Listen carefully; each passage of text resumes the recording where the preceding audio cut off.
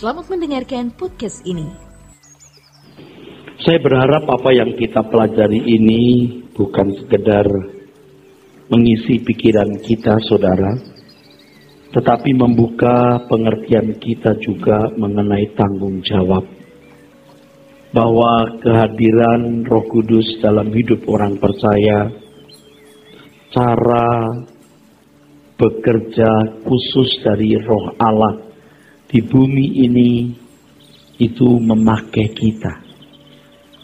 Tongkat estafet tugas yang diberikan Bapa kepada Tuhan Yesus, kita yang teruskan, saudara. Kita yang teruskan. Dan ini merupakan satu kehormatan yang luar biasa. Tetapi untuk terlibat di dalam karya agung, karya akbar, karya kekal ini, harganya terlampau mahal, saudara. Segenap hidup kita. Jadi makin Bapak Ibu tahu, sebenarnya makin Bapak Ibu memahami tanggung jawab. Dan mestinya kita semakin tidak bisa lari dari tanggung jawab tersebut. Percayalah saudara bahwa kalau kita turut serta mengambil bagian dalam penggenapan rencana Allah ini, kita adalah orang-orang yang sungguh-sungguh sangat beruntung, saudara. Sangat beruntung. Yang memang sekarang ini belum nampak sama sekali keberuntungannya. Bahkan kadang-kadang kita seperti orang sial yang mencari masalah. Orang-orang fanatik yang dianggap sebagai korban indoktrinasi pendeta. Tetapi inilah sebenarnya panggilan yang istimewa yang diberikan kepada orang percaya. Untuk didiami Roh Kudus, ditempati Roh Kudus, dan menggenapi rencana Allah. Rencana Allah itu bagaimana kita menjadi korpus delicti, karena Roh Kudus itu mengerjakan di dalam diri kita karya Allah yang membawa kita kepada rancangan semula Allah, menjadi manusia sesuai rancangan Allah semula, dan kita turut serta mengambil bagian membuat orang lain juga menjadi korpus delicti. Mahal, saudara. Dan sedikit sekali orang yang mau terlibat di sini, saudara. Sedikit sekali. Sedikit sekali.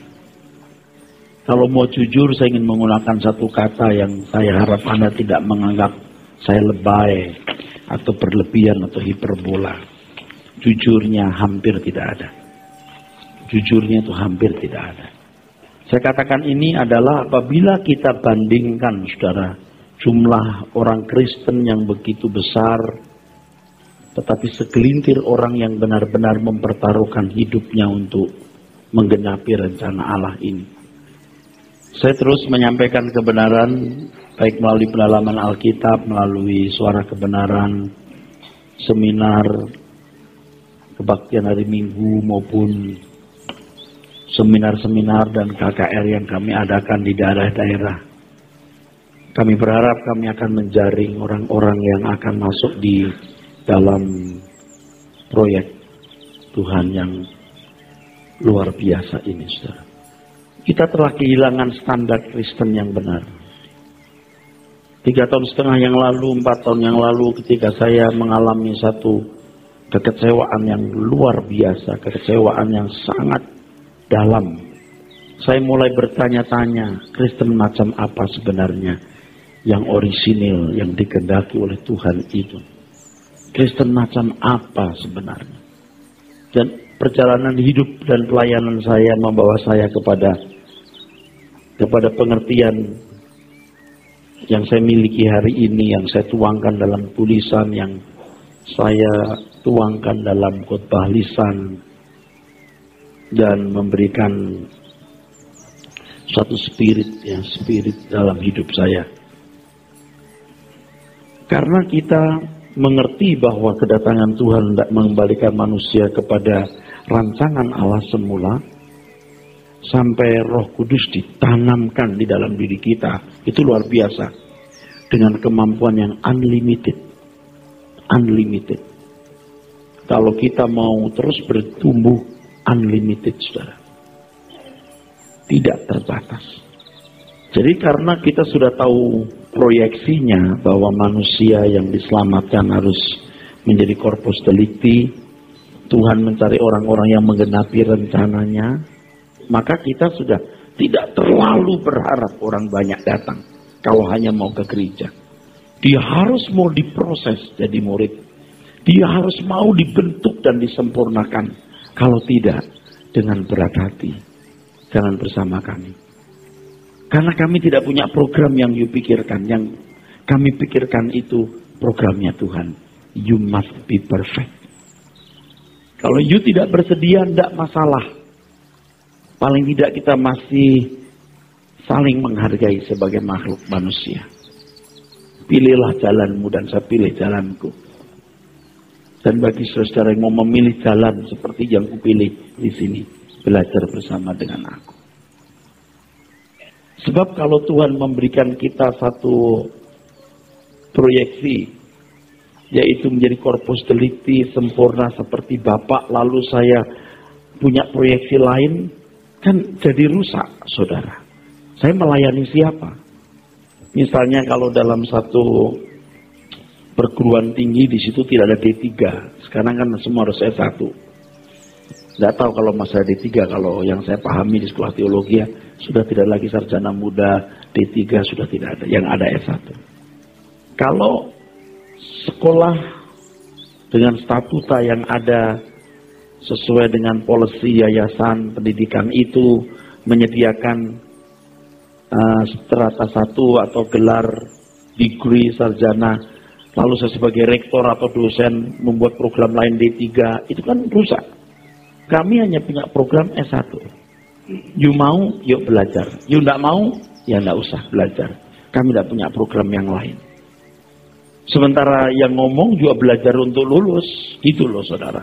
Sebab yang ngomong pun juga bukan guru. Dia hanya asisten guru. Asdos. Dosennya Tuhan Yesus. Hidup ini begini saudara ya. Hidup itu begini. Kita nanti juga akan berlalu. Berlalu tanpa bekas. Tapi kalau selama kita hidup, kita bisa menjadi anak-anak Allah. Sahabat-sahabat Tuhan. Pelayan-pelayan Tuhan. Betapa beruntungnya. Betapa beruntungnya. Nah, kita sekarang belajar satu pokok mengenai kepenuhan Roh Kudus. Saya kira ini menjadi perdebatan ya banyak orang. Ini masalah yang populer dan selalu up to date saudara. Ya, menjadi polemik tiada henti. Kalau di gereja-gereja Pentakosta dan karismatik, ini termasuk tema-tema utama atau salah satu dari tema utama. Tetapi di kalangan gereja karismatik sendiri, kepenuhan Roh Kudus juga tema yang diperdebatkan. Mereka pun belum memiliki kesesuaian paham. Di antara mereka pun juga terjadi perdebatan sekitar pokok tersebut. Apa yang dimaksud dengan kepenuhan Roh Kudus itu? Penuh, nuwah, ya. Artinya berbaring atau menempatkan diri. Dalam bahasa Yunani pleto dan pleroo, yang juga berarti menjadi penuh atau melengkapi. Ini etimologi. Bapak Ibu, kalau saya bicara etimologi, sering kan tersebut secara etimologis gitu. Maksudnya apa?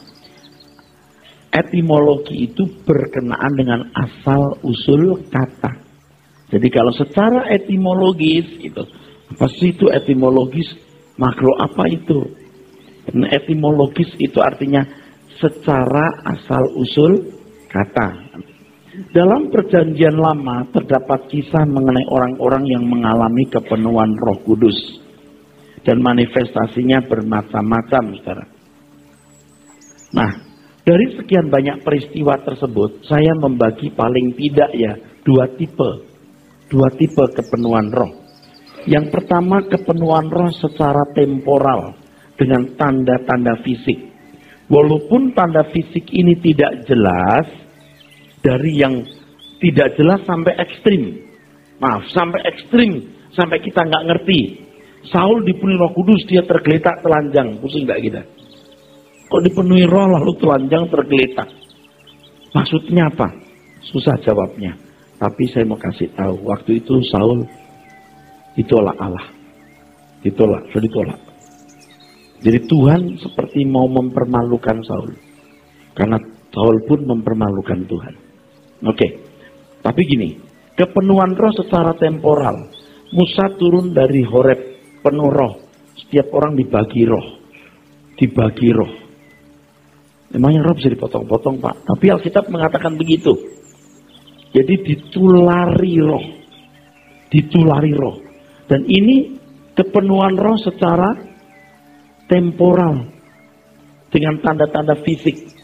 Ketika Saul dipenuhi roh, dia menjadi manusia lain. Orang yang diberi roh lalu bersikap seperti nabi-nabi. Nah, kita nggak tahu nabi-nabi ini bikin apa sih sampai orang bisa tahu itu dipenuhi roh kayak nabi. Pasti ada tanda-tanda fisik. Namun kita tidak perlu mempersoalkan secara clear di sini. Yang pertama secara temporal dengan tanda fisik. Tapi yang kedua, kepenuhan roh secara permanen. Tanda-tanda ini tidak nampak secara nyata, tidak nampak secara spektakuler atau nyentrik atau ekstrim, tapi buah-buah kehidupan orang itu nampak. Mereka orang-orang yang unggul pada zamannya, seperti Yusuf, Musa, Yosua, Daniel, dan lain sebagainya. Orang-orang sekitarnya, bahkan orang-orang kafir pun tahu, di dalam diri orang itu penuh dengan roh dewa suci atau dewa-dewa yang perkasa. Karena nggak tahu itu roh Allah, taunya itu dewa. Tapi maksudnya itu ada roh, ada kekuatan di dalam diri orang-orang itu. Yusuf penuh dengan roh, Musa penuh dengan roh, Yosua juga, Daniel juga. Ya, paling tidak ini nama-nama saya sebut saudaraku sekalian. Kepenuhan roh secara temporal, tipe pertama. Ini paling tidak saya bagi dalam 2 tipe. Orang yang kepenuhan roh dengan tanda-tanda fisik. Tapi belum tentu membuat mereka menjadi orang yang unggul dan berprestasi. Buktinya Saul. Roh Allah undur dari Saul. Dia memberontak. Dia kepenuhan roh. Tapi ada orang-orang yang kepenuhan roh secara, apa tadi? Permanen. Mungkin tanda-tanda fisiknya tidak jelas, tapi keunggulan prestasi hidupnya jelas. Yusuf, Musa, Yosua, Daniel gitu. Dan orang mengakui ada roh Allah dalam dirinya. Nah, di perjanjian baru kita juga beroleh kisah mengenai orang-orang yang dipenuhi roh. Di perjanjian baru sebelum Pentakosta, coba perhatikan, sebelum Pentakosta, Elisabet, Zakaria, Yohanes Pembaptis, Tuhan Yesus sendiri penuh roh. Mereka orang-orang yang penuh roh. Tapi tidak ada tanda-tanda secara fisik loh. Tidak berbahasa roh atau punya karunia. Tapi Alkitab mengatakan mereka orang yang penuh roh. Jadi roh menghinggapi mereka.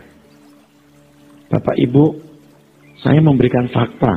Tidak memberikan tafsiran dulu. Faktanya begini. Halo? Amin? Kalau belajar Alkitab kita harus fair, harus jujur, lihat fakta-fakta dulu. Nangkep saudara kan?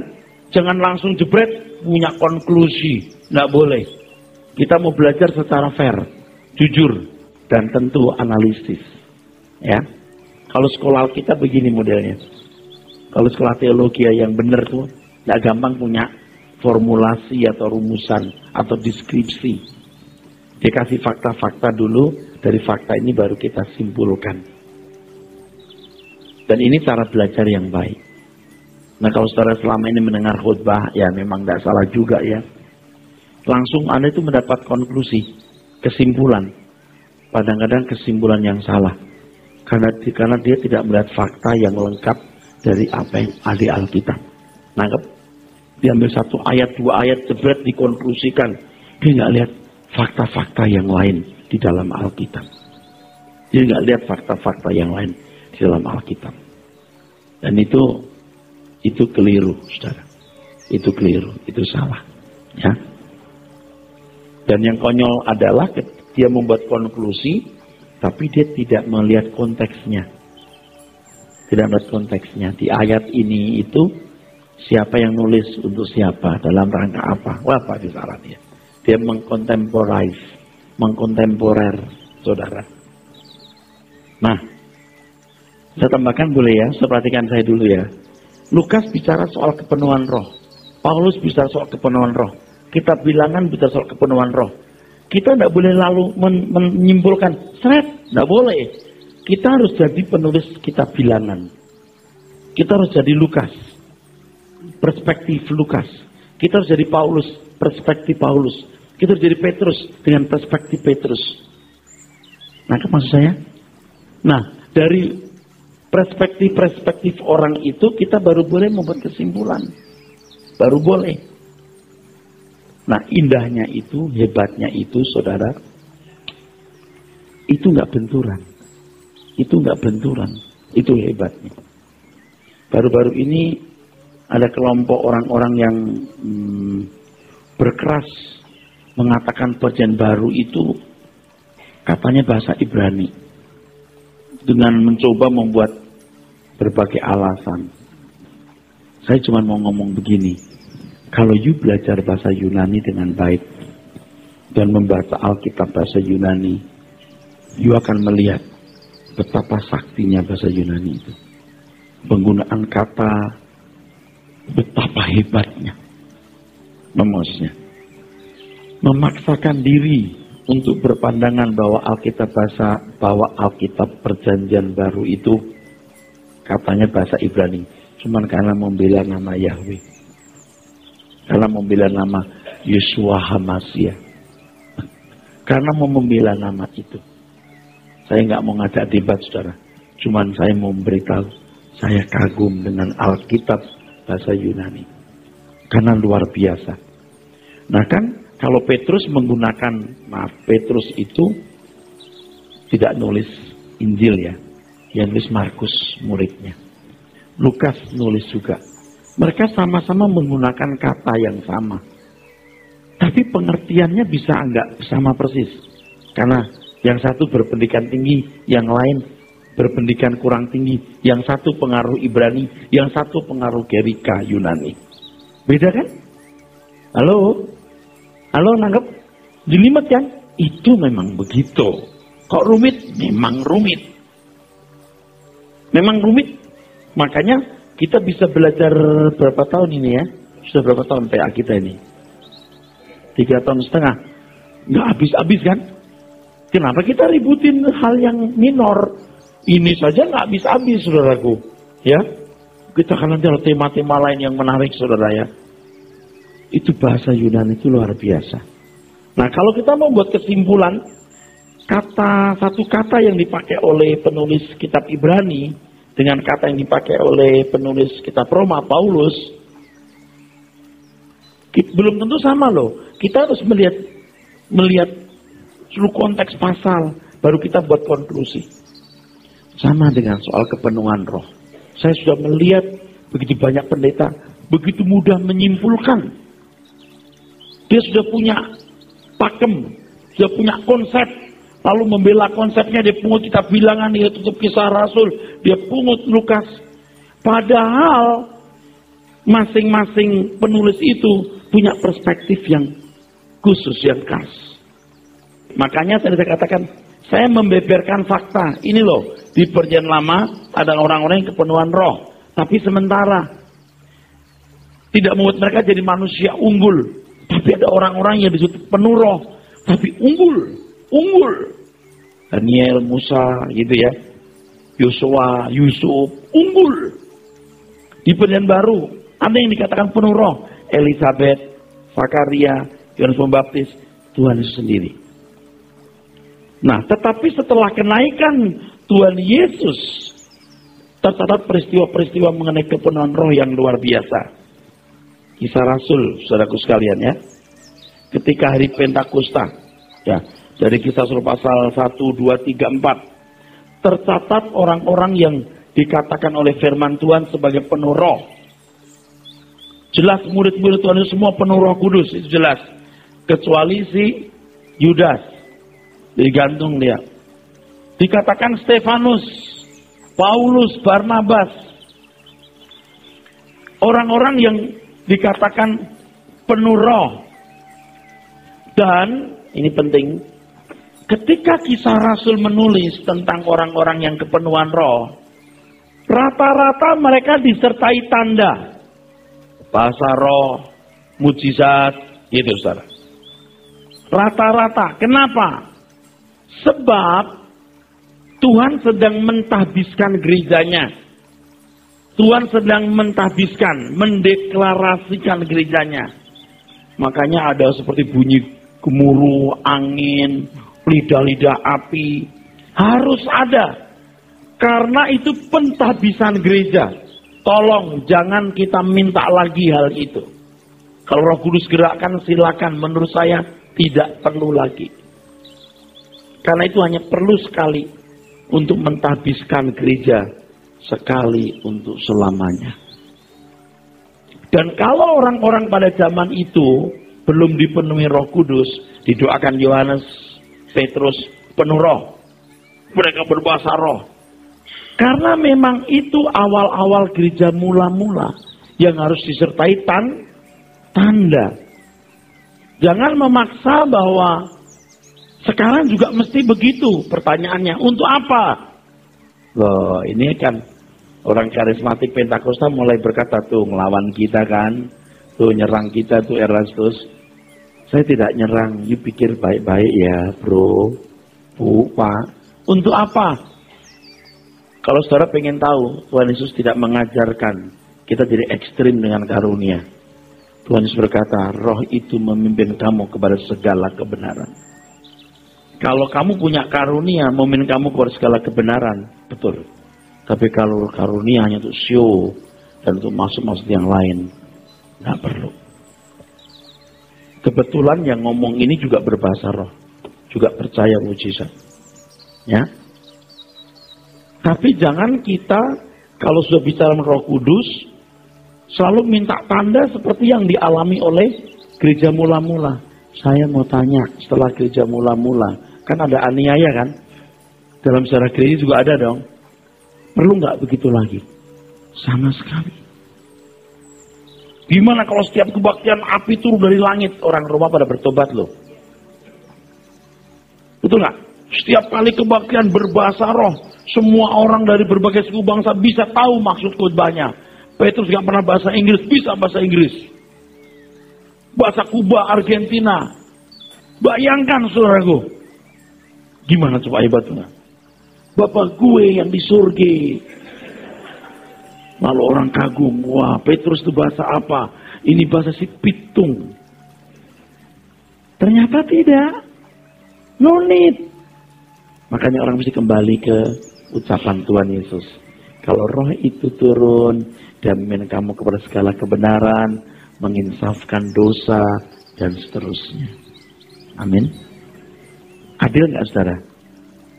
Memang untuk menjagakan gerejanya, membangunkan, oke? Membangunkan, bangun untuk menjagakan tengah malam dibangunkan dia. Itu karunia roh seperti ini muncul. Saya percaya, setuju. Tapi kalau kemudian orang berkutat di karunia roh, itu yang repot. Itu yang repot. Saya boleh nggak menyimpang dikit-sedikit? Kan sekarang ada gereja ya. Oke, kalau dianggap salah saya minta maaf ya. Yang kalau kebaktian mesti menari, ini mesti menari, terus berbahasa dan berbahasa roh, ekstrim lah pokoknya. Ada yang rebah. Sekarang udah ada, masih ada nih di satu tempat. Karena saya tahu begini, karena teman maminya ikut nunggu anaknya yang masih muda ikut kebaktian di situ gitu. Orang-orang intelek, eksekutif muda juga. Lama nunggunya karena pada rebah-rebah nari-nari gitu. Anda tahu nggak orang-orang begini jadi nggak dewasa mentalnya? Dan sering tuh ya, sering nggak jujur dengan diri sendiri. Sering nggak jujur. Saya percaya roh guru sama orang bisa rebah. Tapi nggak selalu mesti rebah. Akhirnya merebahkan diri. Kan nggak jujur sudah. Jadi nggak dewasa dong. Anak sing perempuan berkata, teman saya gerejanya bahasa roh. Lalu tanya anak sing perempuan, gerejamu bahasa roh nggak? Iya juga. Kau bisa bahasa roh nggak? Pusing dijawabnya. Karena anak saya belum bisa berbahasa roh. Tapi bandit, kalau Tuhan kasih, tapi jangan, aku pengen bahasa roh jadi malu sama teman bahasa roh. Jadi saya mau bahasa roh. Akhirnya bahasa rohnya ngawur. Kura-bara-bara-bara. Kura-bara lama-lama. Akhirnya kuraba lama. Akan begitu. Jadi kan ngaco kan. Gak tahu ya kan bahasa roh. Orang suka kura-bara-bara. Lama-lama. Kura-bara-bara. Bukan saya jorok atau mikir negatif loh. Tapi memang begitu loh. Kura-bara-bara. Lama-lama. Kura-bara-bara. Nggak gitu loh. Banyak orang bahasa rohnya sama gitu semuanya. Kura-bara.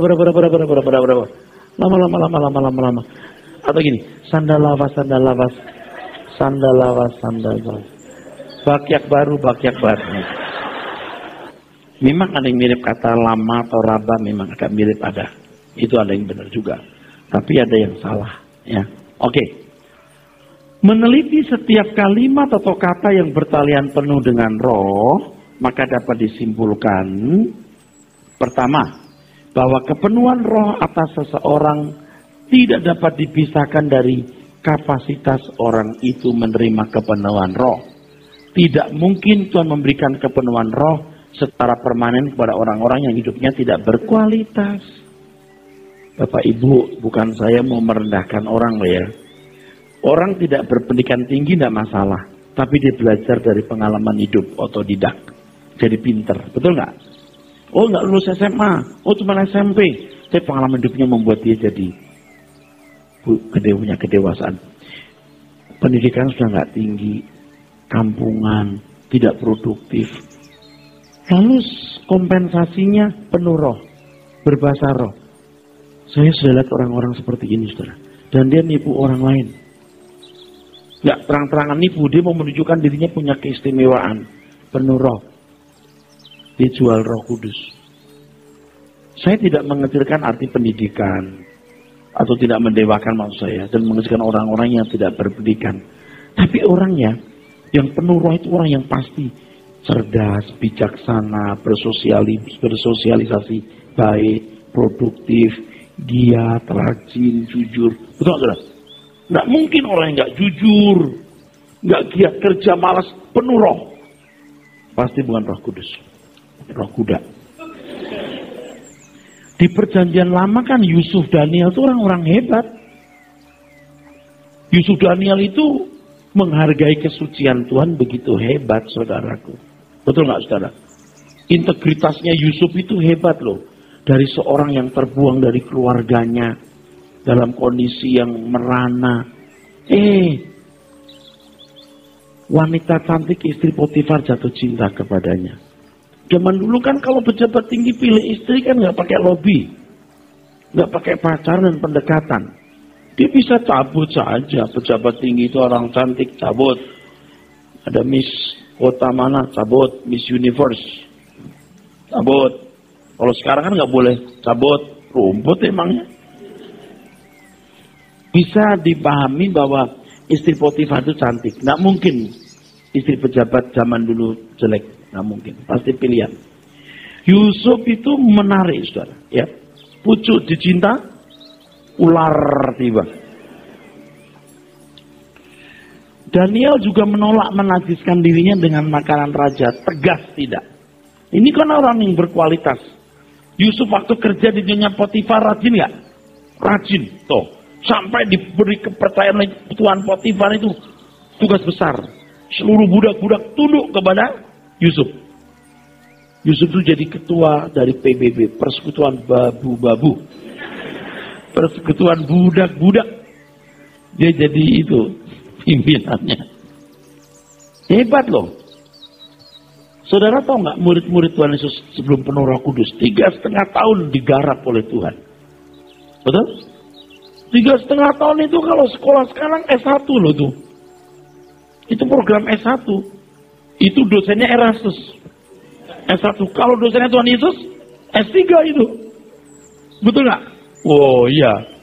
Bukan orang-orang yang baru bertobat terus penuh roh. Nah, orang-orang yang dilatih Tuhan. Ini belum nama seperti Paulus, Barnabas, Stefanus. Stefanus itu hebat loh. Dia berani menghadapi pemimpin-pemimpin itu. Tegas, integritasnya tinggi, luar biasa. Ya kan? Setuju saudara? Kalau orang mau dipenuhi Roh Kudus, dia harus mempersiapkan diri. Nah kalau orang-orang tertentu ya, dari gereja tertentu, pokoknya banyak doa, banyak puasa, banyak doa, banyak puasa, penuh Roh Kudus. Nggak bisa. Celeng nanti dia. Ngerti? Anda nangkap saya ngomong apa ini? Betul nggak saya ngomong? Oke. Kita mau penuh Roh Kudus. Saya juga mau penuh Roh Kudus. Saudara mau penuh Roh Kudus? Kapasitasmu dibesarkan. Oke? Cerdas. Bersosialisasi dengan orang baik. Memiliki mental yang baik. Anda bisa penuh Roh. Kalau boleh sih, demi kemuliaan Tuhan ya. Kalau orang ketemu saudara, ya, orang melihat. Ini orang-orang yang ikut PA ini kok lainnya. Penuh Roh. Amin. Penuh Roh pasti mulutnya nggak bocor. Penuh Roh pasti nggak nyerang orang lain. Penuh Roh pasti baik. Membawa keteduhan. Oke. Yang kedua, kepenuhan Roh itu pasti bertalian dengan tugas khusus. Kalau Daniel dan Yusuf misalnya, saya beri contoh doa ini dulu. Diberi Tuhan apa tugas pada zamannya. Demikian pula dengan orang percaya zaman sekarang. Kalau Anda dipenuhi Roh Kudus itu untuk apa? You mau apa sih dipenuhi Roh Kudus? Saudara, ini nggak nuduh ya. Tapi kan kita mau jujur-jujuran, setuju nggak? Setuju nggak? Setuju ya. Kan saya itu bukan nggak pernah mengenal gereja yang ekstrim berbahasa roh. Saya sudah masuk gereja begitu bertahun-tahun, saudara. Saya dulu memang berasal dari gereja yang nggak pakai tepuk tangan, nggak pakai bahasa roh. Tapi saya masuk gereja yang pakai bahasa roh karena saya suka main musik. Terus saya lihat orang berbahasa roh. Nangis-nangis gitu. Saya di dalam itu kadang-kadang terbawa nangis-nangis, saudara. Cuman tidak terbawa bahasa roh karena saya takut. Pertama kali saya masuk gereja yang berbahasa roh, saya takut. Saya berpikir, saya masuk ruangan yang salah. Mengerikan loh. Dari orang yang punya gereja begitu teduh ya. Begitu teduh kan gereja yang saya miliki, yang saya pergi tiap minggu itu loh. Yang lagu-lagunya teduh-teduh lah pokoknya saudara sekalian. Ya, teduh-teduh lah gitu. Di depan mata Yesus, ku buka kehidupanku. Terus kemenanganlah, kemenangan, glory, glory, haleluya. Waduh. Apalagi kalau lagi pas doa 10 hari. Doa menyambut kepenuhan Roh Kudus. Atau doa menantikan penuangan Roh Kudus. Roh Kudus sudah turun, ditunggu lagi. Gua gak ngerti maksudnya. Terus doanya itu luar biasa kalau 10 hari itu. Waduh, wow, gini. Gitu.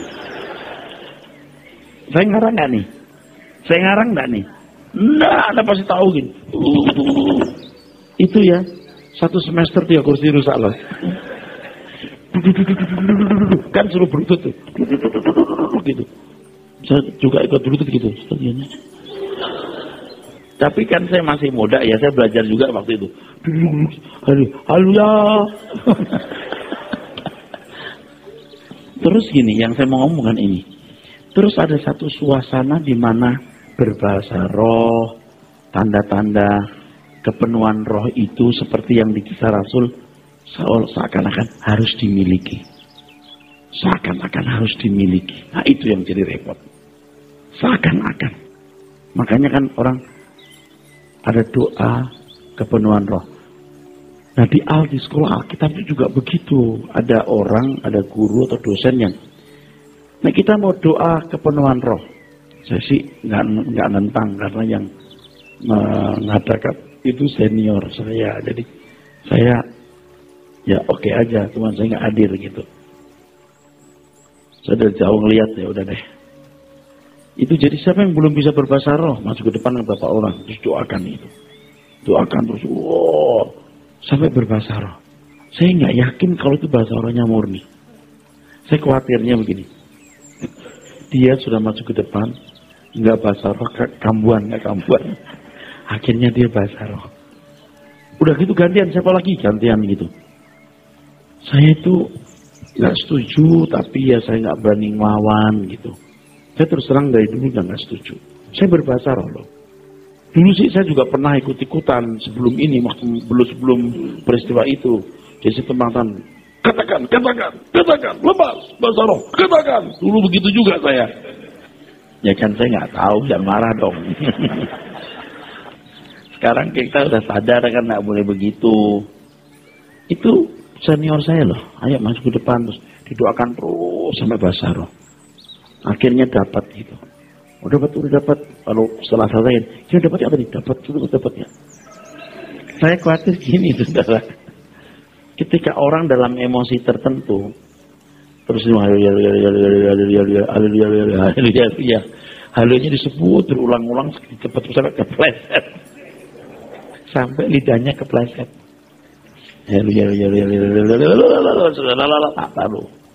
Jadi kalau Krisya,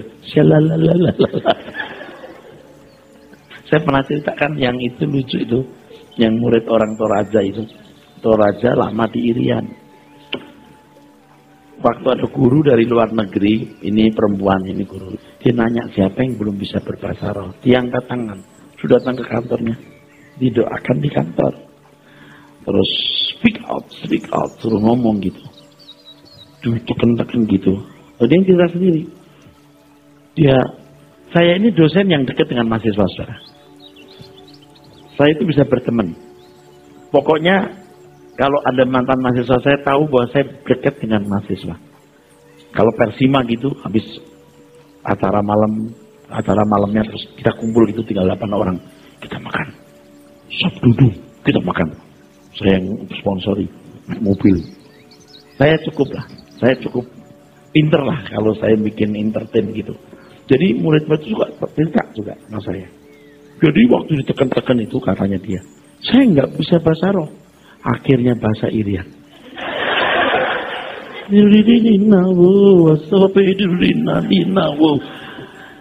Itu bahasa Irian dari salah satu suku Irian. Terus ini orang Barat ini wanita dulu, praise the Lord, praise the Lord, praise the Lord.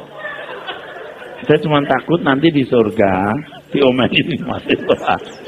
Ketika di surga dibuka itu pembukuan, lu dulu dibohongin sama anak itu. Menurut saya mestinya guru itu tahu ini bahasa bukan bahasa roh. Mestinya tahu, mestinya. Kok nggak tahu tuh kenapa? Juga saya nggak tahu. Karena waktu saya mendoakan itu bukan satu kali ya, beberapa kali. Orang berbahasa roh yang bukan dari Tuhan pun kita tahu. Ini bukan dari Tuhan, kita rasa. Kita mesti rasa. Nah mungkin enggak. Makanya kalau pas saya kebaktian di gereja mana gitu diundang terus bahasa roh yang dikarang atau yang biasa jadi kebiasaan gitu, saya diem gitu. Dulu sih kesel gitu, sekarang sih udah tua kan jadi ya Tuhan. Ya udah gitu. Kalau dulu kan kalau sebelah kita gitu. Sekarang kita kan, oh Yesus, sudah. Kalau sekarang ya udah Yesus, dia setia Yesus. Kalau sekarang udah tenang. Kalau dulu kan, Yesus, Tapi itu memang terjadi, ada semacam kompetisi. Kalau di mimbar nggak bahasa roh itu dianggap nggak layak di mimbar gereja itu. Harus bahasa roh. Saya saja juga terpengaruhin. Jadi kalau di mimbar-mimbar tertentu itu, kalau saya diundang di gereja tertentu, saya juga tunjukkan kemampuan saya berbahasa roh. Lu gak tahu gue bisa, gue juga bisa. Dan itu berlangsung bertahun-tahun, saudara. Saya itu kalau ingat gitu kok lucu ya gua ya. Jadi kalau saya diundang di gereja di mana orang berbahasa roh, saya itu tunjukkan kemampuan saya berbahasa roh. Ya memang saya tuh berbicara sama di sini, udah apa ini kan harus bahasa roh. Ini kan ada orang yang berbahasa roh, ini kan Roh Kudus. Tapi kalau setelah tua, saya sadar, saya cuma nggak mau dianggap tidak penuh Roh Kudus. Aku dianggap nggak punya karunia Roh Kudus, jadi aku berbahasa roh. Dan kenceng lagi, kenceng gitu. Orang kenceng lebih kenceng lagi gitu. Sekarang kan sudah bertobat, gitu ya saudaraku. Jadi maafkanlah kesalahan masa laluku. Sekarang saya masih berbahasa roh, saudara. Tapi kalau di gereja itu jarang ya. Kalau tidak penting sekali. Kecuali doa bersama. Nah, Roh Kudus itu dipenuhkan itu maksudnya untuk apa? Untuk misi tertentu. Satu, kapasitas. Amin. Kalau bisa penuhan Roh Kudus, kapasitas. Yang kedua, untuk misi tertentu. Saya mau dipenuhi Roh Kudus, Pak. Untuk apa? Ya pokoknya penuh aja. Loh, Bapak Ibu tahu nggak kalau waktu kita masih muda, Roh Kudus melawat. Betul lawatan Roh Kudus. Kita mau tiap hari ke gereja loh. Tiap hari itu ke gereja. Kebaktian jam 7, jam 5 kita harus siap-siap ke gereja. Nggak ngerti loh. Udah demen banget gitu loh. Tiap hari kita ke gereja loh. Emang loh, kepenuhan roh itu juga luar biasa loh. Menggerakkan hati kita. Tapi karena mental kita belum kuat, di perkembangannya kemudian kita nggak karu-karuan. Kesombongan dan dosa juga masih bisa masuk dalam hidup kita. Betul. Betul. Udah penuh Roh Kudus gitu ya, kita kecewa gitu ya dan mulai nggak karuan. Nonton film hampir tiap hari juga. Berantem di gedung bioskop. Padahal kita tuh udah bahasa roh loh.